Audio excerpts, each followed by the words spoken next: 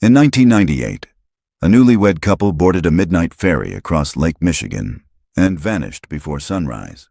No splashes, no goodbyes, just an untouched rental car. And silence. For 25 years, the case remained cold, until a diver surfaced with a wedding veil tangled in a sunken wreck, and everything unraveled. What investigators uncovered beneath the water wasn't just one missing couple. It was a trail of disappearances, and a man who had always been there, watching. The wind was sharp that night, rolling off the lake like breath from a cold god. Emily Stokes stood at the edge of the ferry, her white dress ghosting behind her, veil caught in the breeze. Her husband, Daniel, had just stepped away to grab the champagne. She waited, smiling. Somewhere in the shadows of the deck, a man watched her. No one ever heard her scream. No alarms were raised. By morning, their rental car sat alone in the parking lot.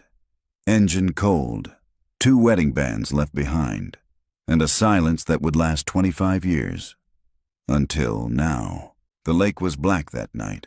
Not the kind of darkness that comes with sleep, but the bottomless sort. The kind that swallows sound, smothers light, and makes you question if the earth beneath you is still there at all. Emily Stokes stood at the bow of the ferry, her veil fluttering in the wind, one hand wrapped around the rail and the other clutching a champagne flute. It was just past midnight. The engine thrummed beneath her feet. The water stretched endless in every direction, moonless and cold. Daniel was somewhere behind her, laughing with one of the groomsmen who'd hitched a late ride back toward Muskegon. Most of their guests had driven home hours earlier.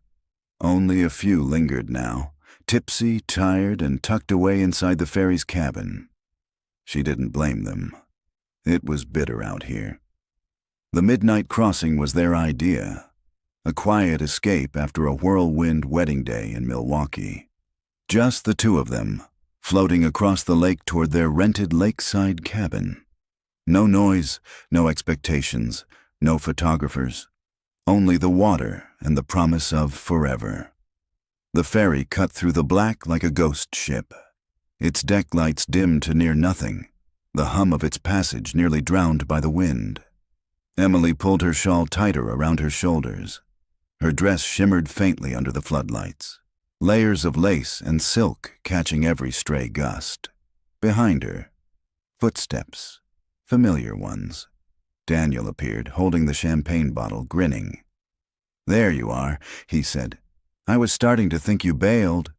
She smiled. "Just needed a second." He leaned against the rail beside her, his tuxedo jacket flapping open, tie loose.